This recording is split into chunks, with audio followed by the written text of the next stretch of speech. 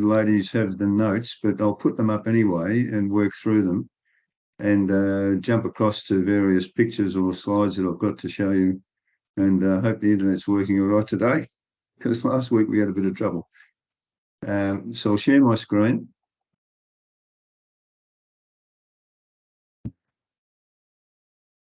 So does that come up all right? Yep. See the notes? All right, well, I'll get started. So today we're going to talk about water systems. In previous sessions, we've looked mainly at direct expansion air conditioning, where a refrigerant is circulated through the components as the heat transfer fluid. We've seen that refrigerants have limitations in terms of the length of pipe you can use, their refrigerant properties and potential leakage. On the positive side, they may have advantages in the case of VRF systems, in their ability to have much longer pipe runs and multiple fan coil units connected to one or more common condensing units, which sort of makes it like a central system with many fan coil units. But there are still some limitations on the length of pipe in those systems that you need to be aware of. So VRF systems have enabled DX air conditioning to serve a much wider range of buildings with higher thermal capacity requirements. We'll now look at air conditioning systems in which water is used as the heat transfer fluid. And generally, this opens up a whole new world of possibilities with air conditioning systems. In particular, we're going to look at chilled water, heating hot water, and condenser water systems and associated plant and equipment. Now, we've only got an hour, so, this is a subject that's probably worth spending a week or two on, but we're going to skim through it in an hour.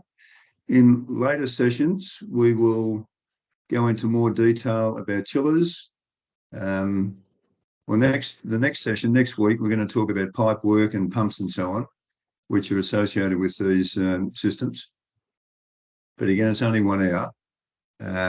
So we're going to touch the surface, but later on, in a later program, we'll go into these things in more detail. So it's about giving you an introduction to these things so you're aware of it and some of the terminology and equipment that's used. So chilled water systems provide cooling for many situations, including comfort air conditioning, process cooling, and specialised equipment cooling. When you get into laboratories, quite often the chilled water is used for cooling lab equipment.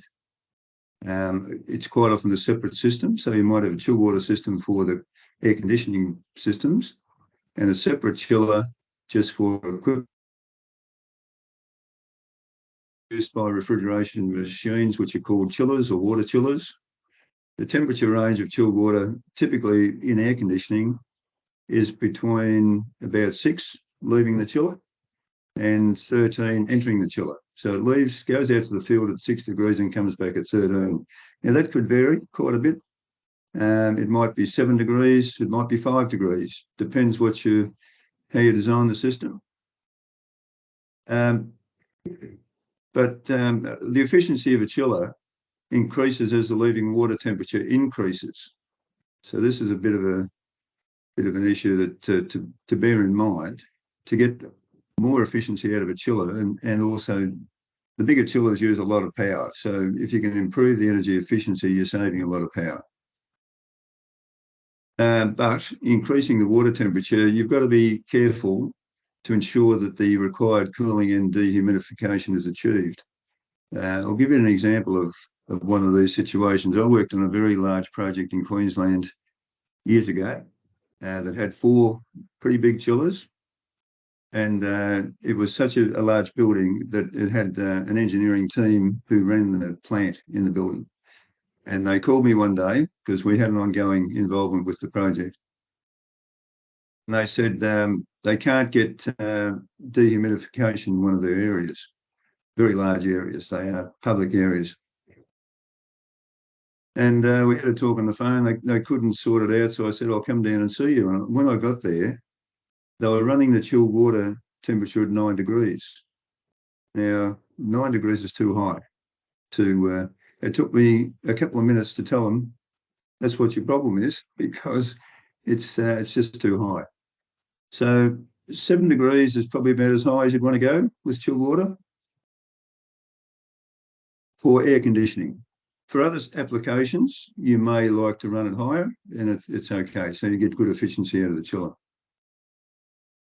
Chillers, excuse me, chillers comprise a typical refrigeration circuit, including compressors, evaporator, condenser, expansion device, controls.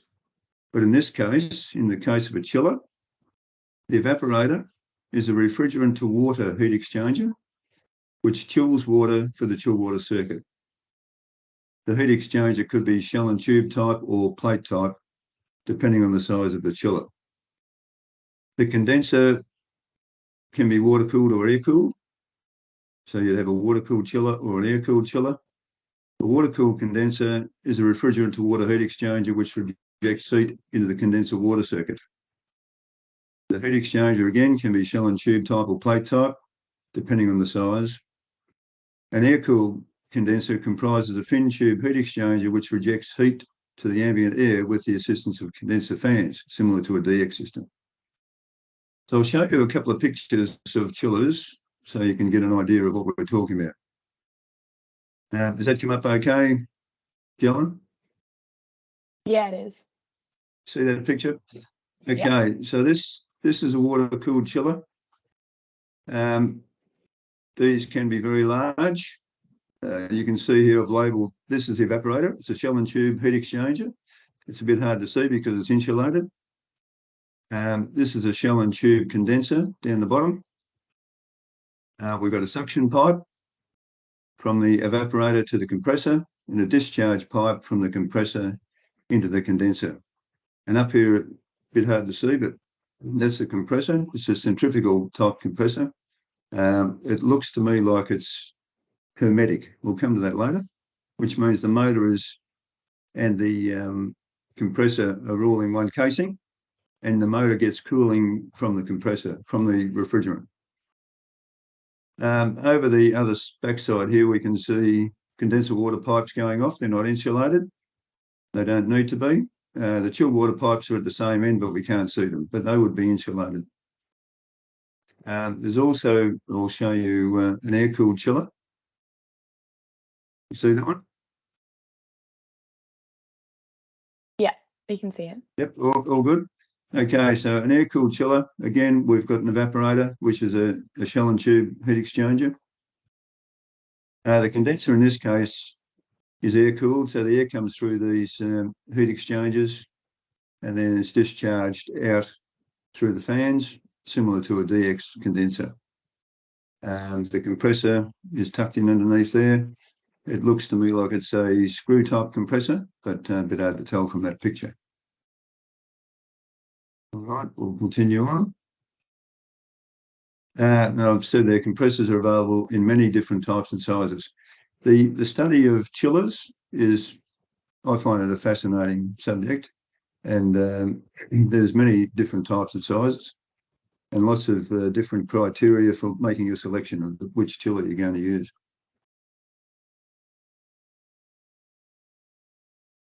So chilled water is pumped through the chiller and then circulated through the chilled water system to cooling coils in fan coil units and air handling units or process equipment. The chilled water absorbs heat from the fan coil units and its temperature increases. That's what I was saying back there. It comes in at 6 degrees. It might come out of the coil at 13 degrees, depending on the load on that unit. The warmer water is then pumped back to the chiller to be cooled again. Now, I've just made another note on the side here. There's almost no limit on the length of chilled water pipework involved. So this is a big advantage of chilled water systems over DX, because you do have limitations on DX, even with the VRF system. And I've worked on projects where you can air condition a precinct, like a university, for instance. You have a central plant building with chillers, and the pipework runs right through the whole campus, underground or in tunnels, usually, and then comes up for the various buildings into plant rooms with pumps for that building. So, yeah, you can get to very large systems. The heat absorbed by the chilled water circuit is transferred to the condenser water circuit by the chiller refrigeration system. Excuse me. So that was that picture we looked at before. The heat is absorbed from the evaporator through the compressor into the condenser and then discharged through the condenser water system out to a cooling tower or fluid cooler. Depending on the size of the system, there may be multiple pumps and chillers serving a common chilled water system. So in that example I mentioned before, they had 4 chillers initially. As the place grew and changed, they put more chillers in. So the last time I was there, they had 6 chillers. So it's a very large project. And I've worked on hospital projects where we did central energy plants with 6 chillers, with a total of, I think the biggest one we did was about 25 megawatts of cooling. Yeah, these are big projects. The chilled water system is a closed system, which means that the system is sealed and the water circulates and has no contact with any other system or with the air. The water volume will increase and decrease marginally as the water temperature changes because the density of the water changes a bit.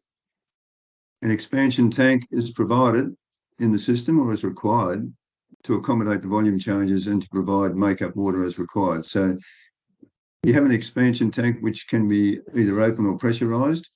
Open tanks are pretty unusual these days because it needs to be at the very highest part of the building so that you're not pumping water out of the tank. It's open to the air with an air brake to allow the water level to vary a little bit. Mostly these days are pressurised systems, so you probably won't see an open system, but it's an option, and it's certainly cheaper to do it that way. Now, the chilled water is chemically treated to prevent corrosion and scaling of the pipework and to keep the water clean for optimal performance. Talk a little bit more about chillers. They can be water-cooled or air-cooled. Water-cooled means that the chiller has a water-cooled condenser, as we saw before. Water-cooled chillers have better efficiency than air-cooled chillers due to the low temperature of condenser water compared with the ambient air. And I've added a note there. Condenser water entering a chiller is normally around 29.5 degrees. These figures come from the old Fahrenheit days and they haven't changed because heat exchange hasn't changed over the years, even though the units have changed. So 29.5 and ambient. If it's an air-cooled chiller, it's got to reject heat to ambient air of 40 degrees plus. Usually the design conditions for air-cooled chillers is about 43 degrees. So you want the chiller to be able to operate up to that temperature. The higher that ambient air temperature goes, the less cooling capacity you'll get from the chiller. They will derate. Most air-cooled chillers these days will operate even up to 50 degrees Celsius, but their capacity will drop off as the temperature goes up. So air-cooled chillers vary in capacity from very low up to around 1,000 kilowatts. And that's about all you'll get out of an air-cooled chiller. Obviously, you can have multiple air-cooled chillers, but they take up a lot of space. A 1,000 kilowatt air-cooled chiller would probably be about 15 metres long.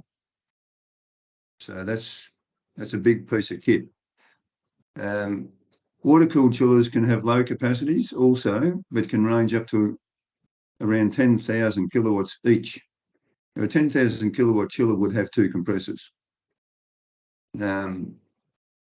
Water-cooled chillers are generally used in large projects to provide the cooling capacity required at the best energy efficiency. To give you an idea, a 10,000 kilowatt chiller, and I have done a job with one of these, it would be about 7 metres long. So 7 metres long, 10,000 kilowatts for water-cooled, 15 metres long for 1,000 kilowatts with air-cooled. So you run out of space pretty quickly, and also you don't have the energy efficiency with air-cooled. We're going to talk mainly about water-cooled chillers in this discussion because we're talking about water systems. Some of the commonly used compressor types are centrifugal, which we saw in that first slide, and they can have an open drive motor or semi-hermetic. Open drive motors can be very large and may require separate cooling. So the project that I mentioned before had open drive compressor motors, and they had to have a separate cooling system just for the motors. You can get magnetic bearing type oil-free centrifugal compressors, which are quite common these days. Most manufacturers provide an option of magnetic bearing compressors. They're very efficient. You can have helical rotary, or sometimes called screw-type compressors, which we saw in the air-cooled compressor chiller slide, well, you couldn't see it very well. Scroll compressors usually for small chillers, and rotary DC inverters for small chillers as well. The selection choices between the various chillers options are vast, and will take into account things like thermal capacity, energy efficiency required, size or space available, installation location, accessibility, maintenance requirements, and obviously cost. As I said before, we'll discuss chillers more in later sessions. It's an interesting topic, and one that will be worthwhile to go through in detail. Now we'll come on to condenser water systems. Excuse me a sec.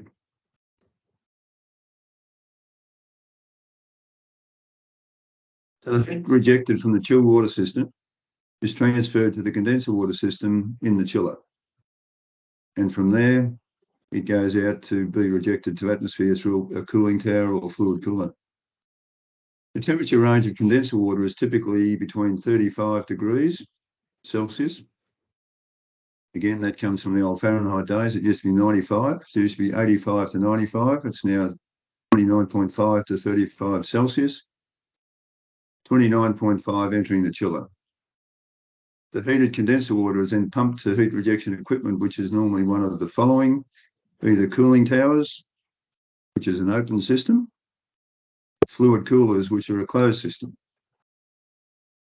Cooling towers are more energy efficient than fluid coolers and are therefore used more commonly, but they do have a lot of maintenance requirements.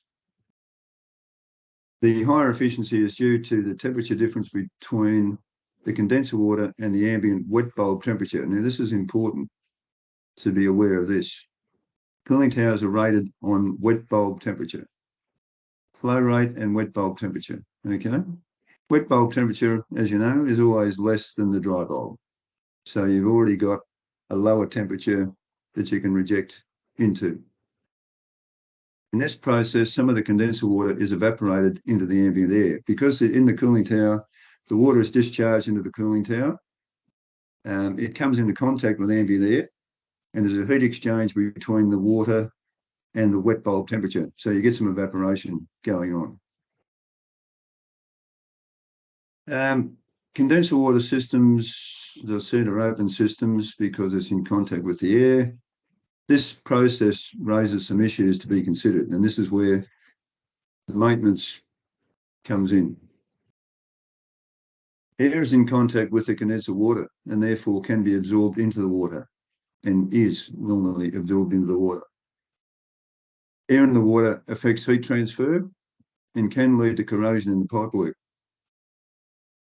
Ambient dust and particulates enter the cooling tower and can then enter, because the water picks up the dust and particles in the air, can enter the condenser water system. This can lead to a buildup of unwanted material in the pipework and the chiller condenser. In the water-cooled condenser, I'll go back to that for a second. Can you see that picture? Yeah. Yeah. So the condenser water flows through tubes in the condenser. The refrigerant is around the tubes. Because the condenser water can pick up dirt from the cooling tower, every 12 months, the ends of this condenser are taken off. So all these nuts and bolts here, undo all that, take the end off and clean them out. They put a rod through there and clean the tubes out, and that should be done every 12 months. So that's a big maintenance item. And you can get corrosion on these end plates as well. The tubes are normally copper. The end plates are normally steel. So there can be some corrosion there, which needs to be cleaned off. When we talk about chillers in more detail, we can talk about corrosion prevention systems in chillers. So sometimes cathodic protection is used. Sometimes you use a stainless steel end plate, which is resistant to corrosion, but that's another subject.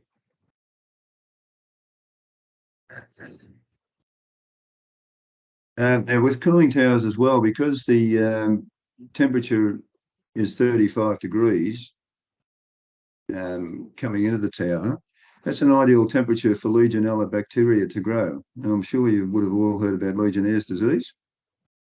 So Legionella bacteria is in the air. So it's a natural bacteria. So it can find its way into a cooling tower and establish itself inside the cooling tower basin and start to grow. When cooling towers are cleaned out, part of that process is to get rid of any bacteria that's growing inside the cooling tower and get rid of it.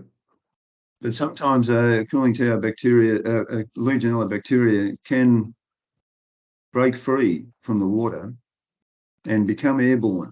And that's when it can be drawn into an air conditioning system and lead to Legionnaire's disease. So it's the cleaning of the cooling tower, the regular maintenance is actually a legal process. It has to be done. There are certain council requirements for that to be done on a regular basis. The condenser water is chemically treated as well to prevent corrosion and scaling of the pipework, and also to try and kill off any bacteria that's in the water, keep the water clean. So cooling towers are available in various types. The most commonly used in HVAC are cross-flow type, where the air passes horizontally through the heat transfer medium, which is called the fill, or a counterflow type, in which the air passes vertically through the fill. Now, this is another subject we'll talk about more in later sessions. And there are so many different types of cooling towers and so much to learn about them. We can't talk about it now.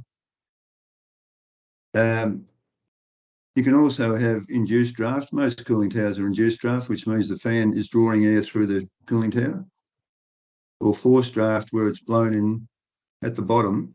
And they have applications because you can get lower profile cooling towers, but the footprint gets much bigger and they're much more expensive.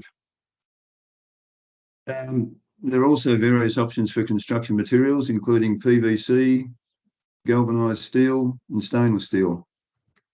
As the cooling tower is wet and exposed to air, corrosion prevention is critical. So PVC and stainless steel are preferred options.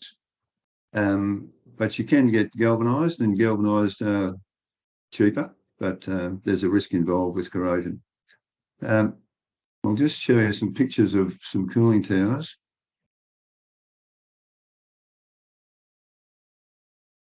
So this is a cross-flow cooling tower. Does that come up? Yeah. This is normally used for larger projects. A cross-flow tower, they're a bigger tower, bigger footprint, and more expensive than a counterflow tower. So this is a set of louvers on the side here, and the air comes in and flows horizontally through here from both sides, and then goes up the middle to where the fan is and the discharge at the top. So this is the green pipes of some of the condensed water pipework. I think this is probably the return to the cooling tower pipe that goes up through the middle of the cooling tower and discharges into basins at the top. So it's an open discharge into a basin that lets the water dribble down through the fill. And down the bottom here, this would be the return water.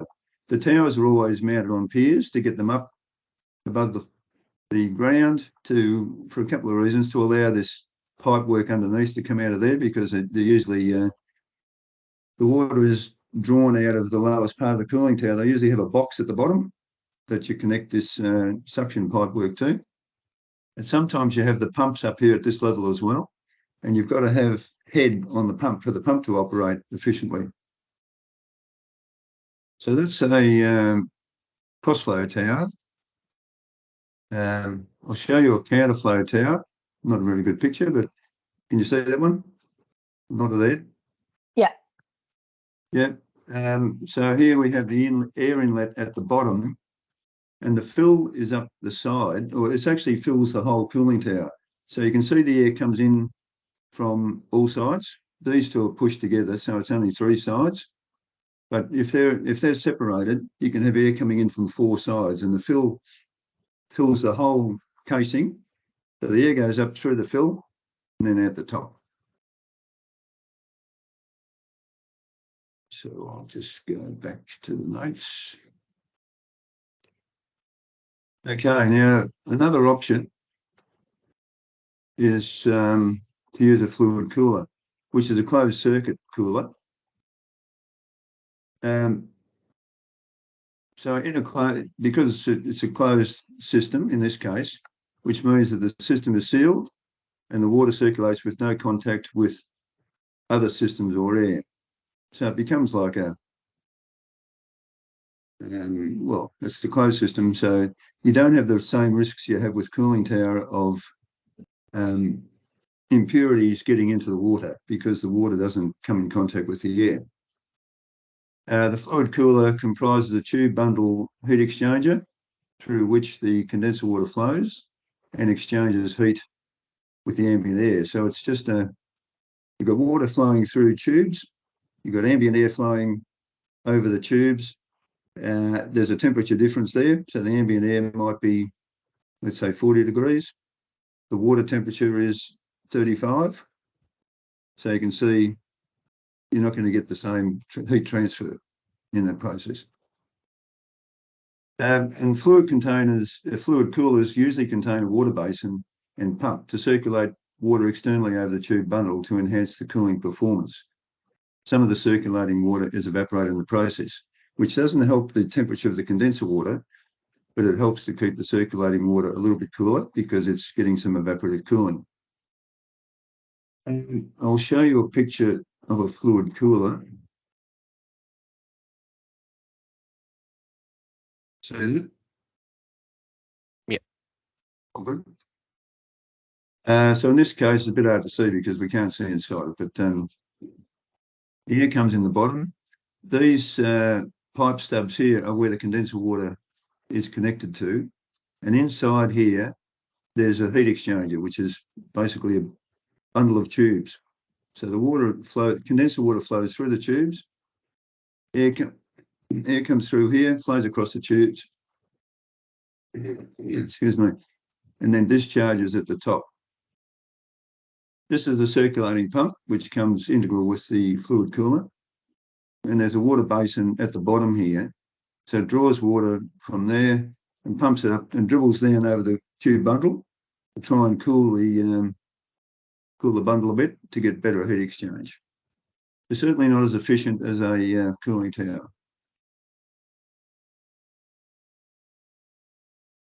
Some other heat rejection options are dry coolers, which are similar to fluid coolers, but without the external water circulation. So again, less efficiency. You can get hybrid coolers, which are a combination of dry cooling and cooling towers. These are very popular and energy efficient. They can run on dry cooling when conditions are suitable. So when you've got cooler ambient conditions, they work quite well.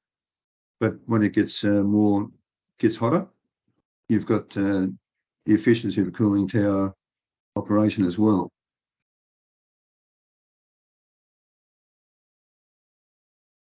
They're quite popular, but they're very large. They're bigger than a cooling tower, So they take up a lot of space, and guess what? They're expensive. So you've always got to trade off, look at the cost. What are you trying to achieve with the project? What energy efficiency do you want? How much space have you got? Maintenance costs, access, all those things need to be considered. And again, cooling towers, fluid coolers, hybrid coolers, we'll discuss those later in another session. Now we come to heating hot water. So typically in a water system, you have chilled water for cooling and you have heating hot water for heating. So the hot water is circulated through pipe work to the air handling units and fan coil units, which have coils. So in the air handling unit or fan coil unit, you'll have a cooling coil, which is fed with chilled water, and you'll have a heating coil, which gets the heating hot water for heating. The heating hot water is produced by hot water heaters, often referred to as boilers. Boilers are a common term used in the industry, but you're not actually boiling the water. A boiler should be reserved for steam boilers, where you're actually boiling the water into steam. But they're called boilers, and that's a common thing. So a hot water boiler. Temperature range of a conventional or non-condensing hot water system is typically between 80 degrees C leaving the heater or boiler and 60 degrees coming back. So the water goes out into the system at 80 degrees, goes through the coils and comes back at 60. Obviously, that's going to vary depending on the load in the system, but generally you want to feed water out to the system at 80 degrees in a conventional system. In recent years, a new heating hot water heater type has entered the market with higher energy efficiency than conventional boilers. This heater is called a condensing water heater, also known as a condensing boiler. Now, I don't know whether you've come across these as yet, but I'm sure you will. The temperature range of a condensing hot water system is typically lower than a conventional system because the condensing process occurs at around 54 degrees C. Now, that's a fact. It's not a number that is plus or minus. It's 54 degrees is the magical number. Therefore, for maximum efficiency, the return water or the water coming back to the boiler must be less than 54 degrees. Otherwise, the condensing process won't occur. I'll talk about that a bit more in a second. The improved energy efficiency of a condensing boiler is achieved because water vapour in the flue gas is condensed by heat exchange with the return water from the hot water system, and the energy extracted in this process preheats the return water entering the boiler. It's a bit of a mouthful, but I'll show you the schematic in a moment and explain it a bit better if I can. The water then passes through the main heating chamber, where it is further heated to the design temperature and supplied to the heating water system.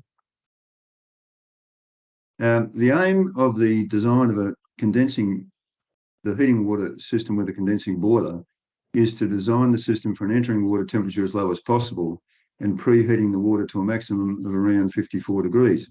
In doing this, it is possible to achieve the maximum energy efficiency, which is at least 10%. It could be 15 or 20% improvement. And you'll notice when you're looking at condensing boilers, they'll give an efficiency sometimes over 100%. So that's a bit of a fictitious number, but it's because of this energy gain from the heat exchange with the flue gases. I'll show you the schematic now, which might make it a little bit clearer.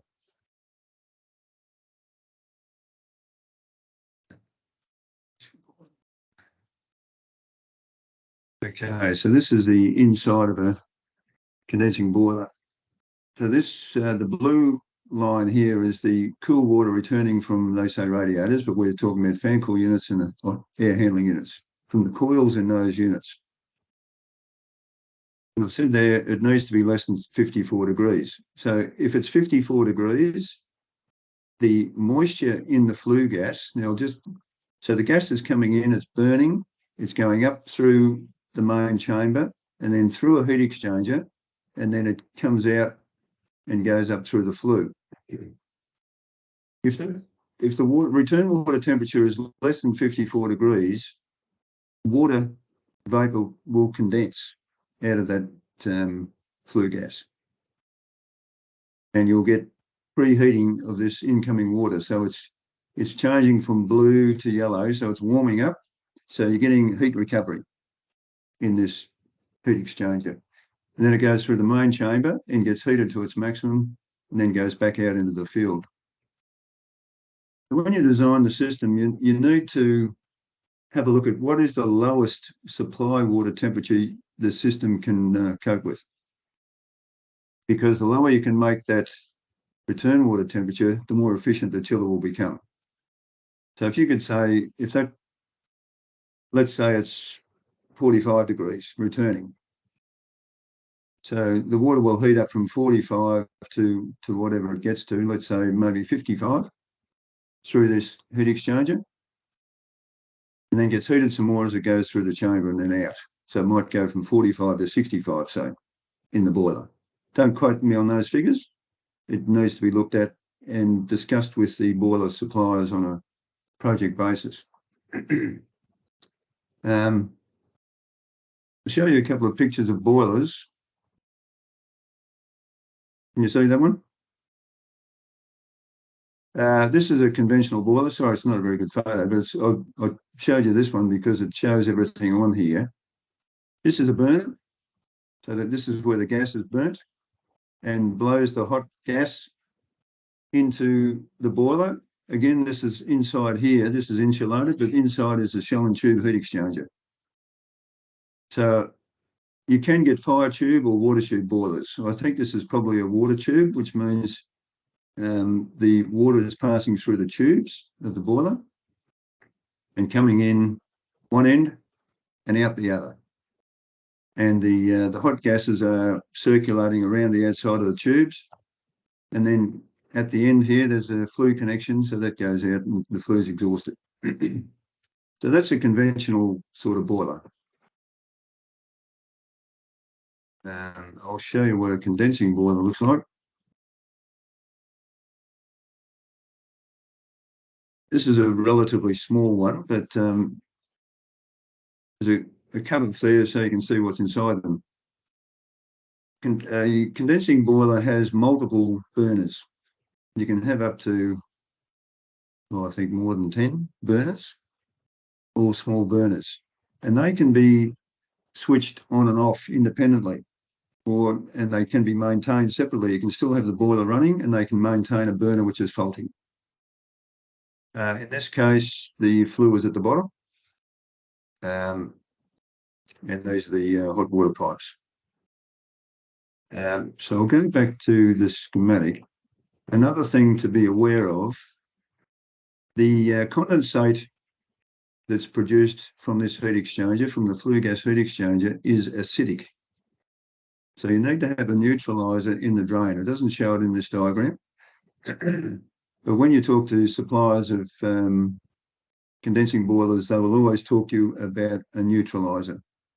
If you don't have the neutralizer there, this drain, the water in this pipe will be acidic and can cause corrosion of your drain pipes.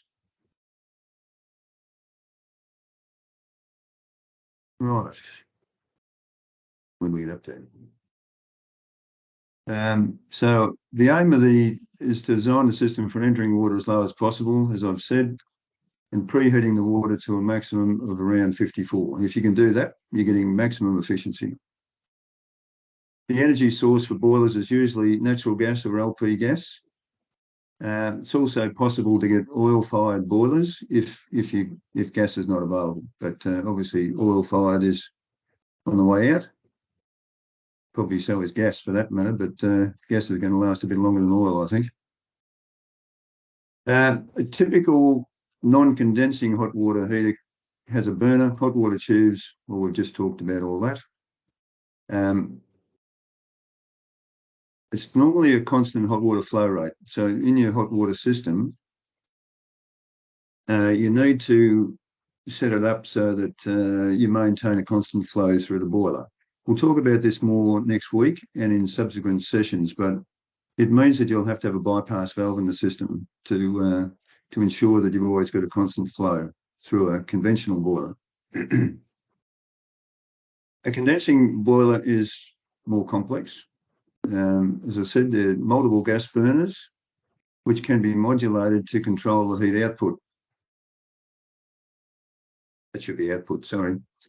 This can provide a turn-down ratio of around 40:1. Now, this was a typo in the notes. The typo that I missed there as well. Sorry about that. So that means a turn-down ratio of around 40:1 actually means that's the ratio from maximum to minimum capacity of the boiler. So if you do the sums, that means that in theory, a condensing boiler can go down to about 2.5% of the maximum capacity.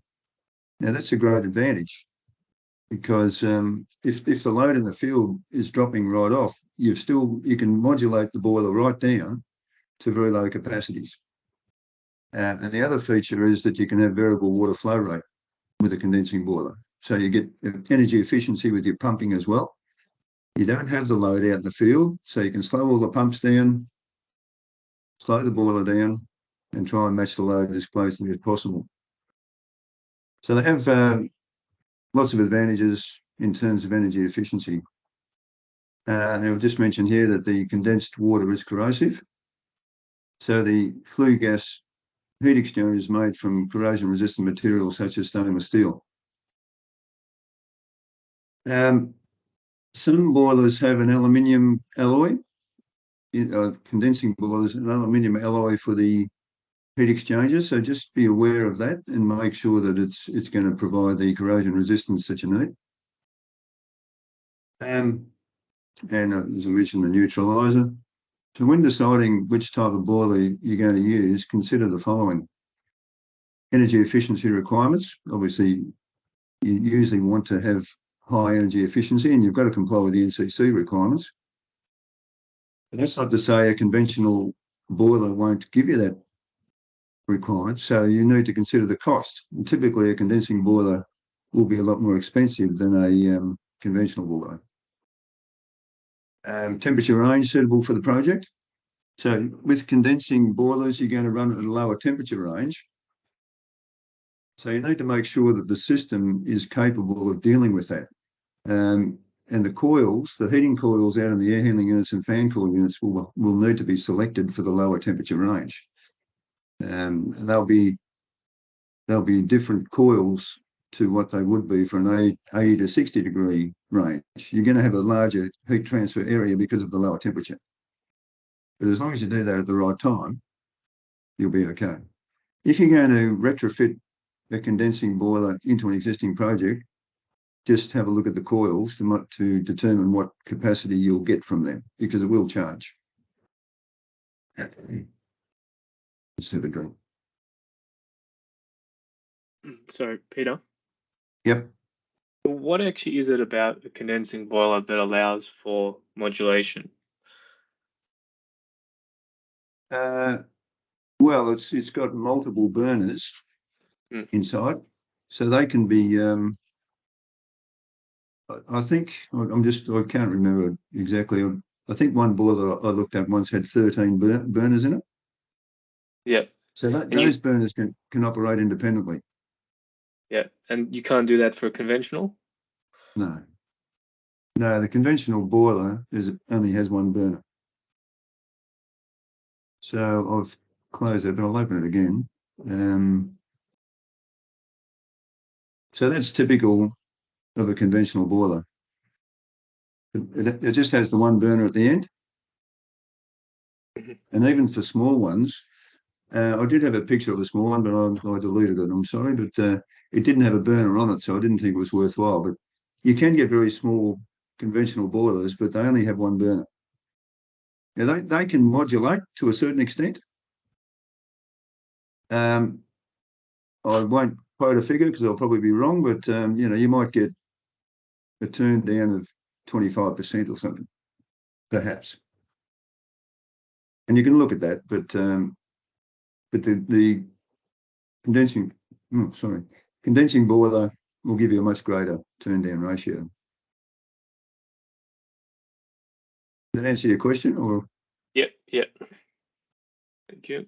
So the last point there I've mentioned, it's not the only, this is not an exhaustive list of things to consider, but return on investment. So you will get energy savings with a condensing boiler compared to a conventional boiler, but you need to look at the capital cost and decide whether that's worthwhile.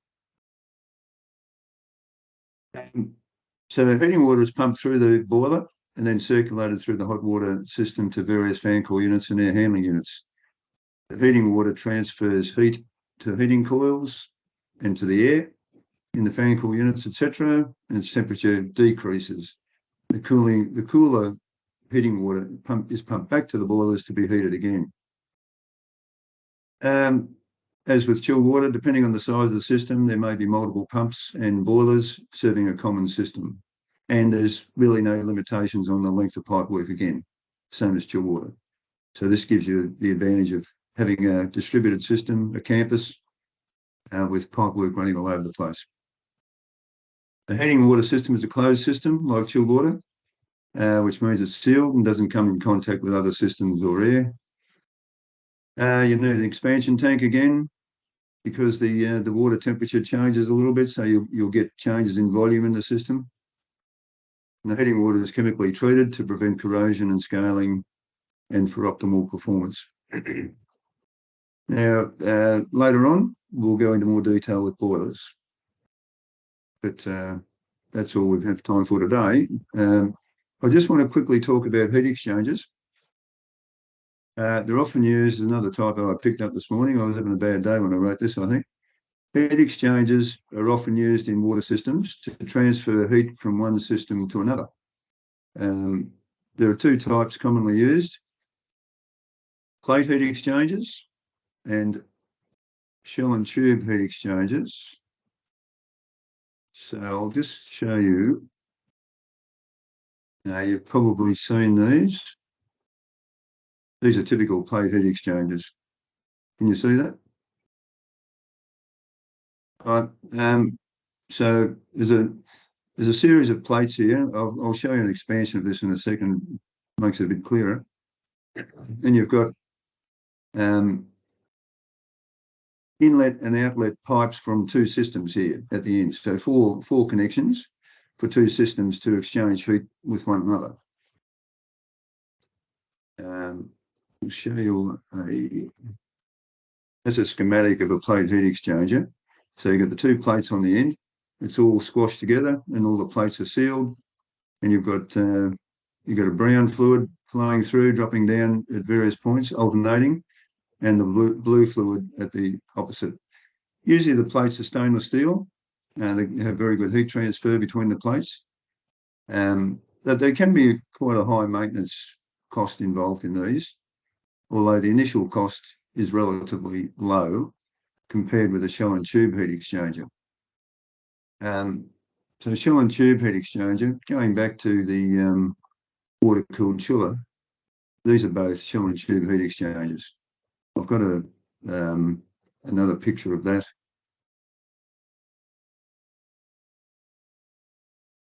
That's a stainless steel shell and tube heat exchanger. This would probably be used in a steam system or something like that, but equally, they can be used for water. Stainless steel is very expensive material to use. But you can see these tubes at the end here, and thinking back to the chiller, that has an end cover on that that's bolted on. So you can take the cover off and you can clean those tubes out. And there's one fluid connection here, whether that's water or might be steam, might be refrigerant. And so if that's incoming, the outcoming would be on the other side. We can't see it. So that's the shell and tube heat exchanger. They are relatively expensive compared with a plate heat exchanger, but for larger projects, shell and tube heat exchangers are going to be the way to go normally. As I said, they're compact, relatively inexpensive, and used in many applications. Some of the more common applications for plate heat exchangers for a pool water heating system, if you go to a commercial pool, you'll always see heat exchangers. So you'll have a boiler and a hot water system, and then you'll have the pool heating system, and both of those systems will flow through a heat exchanger to heat up the pool water. So your conventional hot water system might be 80 degrees. The pool water might be, say, 30, 35. Normally that's done with a plate heat exchanger. And you can't put the heating water into the pool because it's too hot for one thing, but it's treated water, and you can't have people swimming around in treated water. Used in chilled water systems to exchange heat between primary and secondary systems, where the secondary system is required to operate at a higher temperature. So sometimes you might have a secondary system that they want to run at, say, 12 to 15 degrees instead of 6 degrees. So you can use a heat exchanger to achieve that. They're in a high-rise building. Plate heat exchangers are, I won't say often used, but sometimes used as a pressure brake. And by that I mean, if you look at the pressure, the static pressure going through the building, getting down into the lower levels, if it's, say, 50 stories high, the first 25 stories, say, it might be okay with conventional pipe work and conventional equipment, the higher 24. But below that, the pressure just keeps increasing, you know, the old rho GH equation. So the pressure, if you've got a lot of fan cool units or water-cooled package units, the pressure might be too high for them at the lower levels. So you can use a heat exchanger to break the pressure. So the water from the upper levels comes through the heat exchanger, and then the lower levels have a separate system, which will be a closed system as well, with separate pumps and all the controls and valves and so on. So that's something that I've been involved with on high-rise buildings, and so keep that in mind. It's an option, because you'll find that that may occur. And the same thing with chillers. If a chiller is in the basement of a building, which they quite often are, and the cooling towers are at the top of the building, the static water pressure on a chiller can be very high on a high-rise building. So you can get different options. You can get high-pressure chillers, high-pressure chilled water vessels, which will take, I think, something like 2,000 kPa. If that's not enough, then you need to have separate plant rooms. And sometimes this happens. You have different plant rooms at different levels to cope with the pressure. So keep that in mind, that pressure is an issue in high-rise buildings. Shell and tube heat exchangers are generally used for large capacity systems and are more expensive than plate heat exchangers. And a couple of examples there are the chiller, the evaporator vessel, and the condenser vessel, as we've already had a look at. So that's the end of the notes. Well, we've done all right. It's about 5 to 11. Does anybody have any questions? I've got a question. Yep. So when you're selecting a chiller, would you prefer one over the other based on the compressor type, or does it not really matter? It's a good question. It really depends on the capacity. Every project has a budget. Every project has got its own unique cooling requirements. Every building is different. So whether you can, well, for a start, I think to be more direct, I suppose, if it's a small building with up to, say, 500 kilowatts, you'd probably always choose an air-cooled chiller. When you get up to, say, 1,000 kilowatts, you might have 2 air-cooled chillers, perhaps, because they start getting very big. But they're going to be a lot cheaper. The capital cost will be much lower than going to a water-cooled system, but the efficiency won't be as high. So it really depends on the capacity for a start, and it might depend on your client's preference for what they want to use. And with water-cooled systems, there is a lot more maintenance involved. So you've got to be prepared for the ongoing maintenance cost of those systems. And most times these days, buildings don't have their own people doing the service, so it's all got to be contracted out. So they're going to have to look at contracting a company to come in on a regular basis to maintain the water-cooled system. But when you get into very large systems, there's really no option but to go to water-cooled. Is that a good enough answer? Kind of. But what if you have like you're choosing between two water-cooled chillers? You've got an option between ones that have centrifugal type compressor or scroll type compressor or helical type compressor. Like, how would you decide between them? Right. What does it matter? So again, it starts with capacity. Magnetic bearing type compressor, that you'll see them these days. They can go up to reasonable, I just can't think what the capacity would be, but I think the compressor itself has a capacity of about 700 kilowatts max, okay? But they can put multiple compressors on a chiller, and I have seen one that had 10 compressors on it. So it became in theory, a 7 megawatt chiller, 7,000 kilowatts, okay?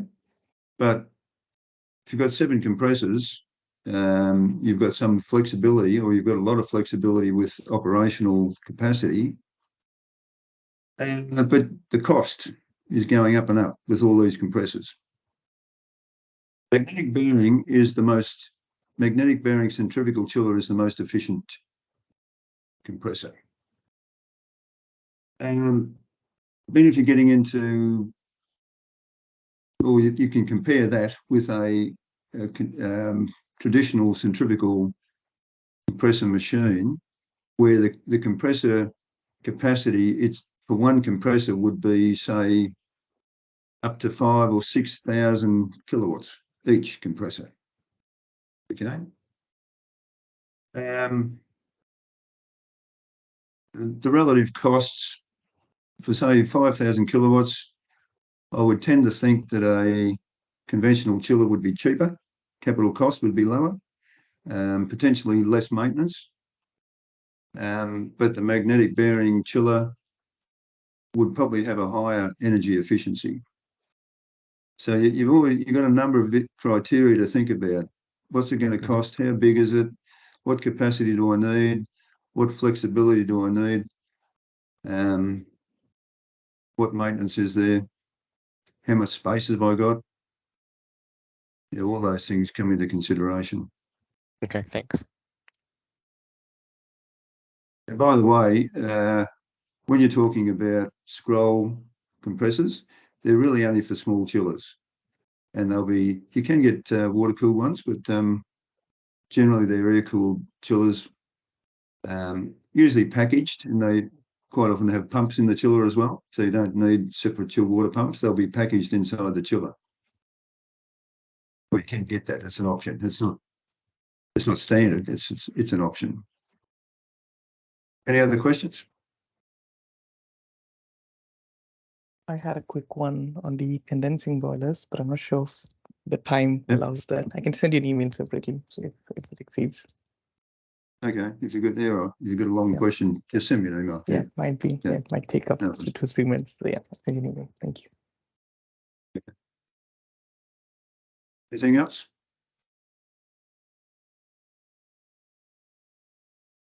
All done? Okay, well, thanks for attending. I hope it was interesting. Next week, as I said, we'll talk more about water systems, but the piping side and pumps. So we'll see you all then. Thank you. Thank you. Thank you.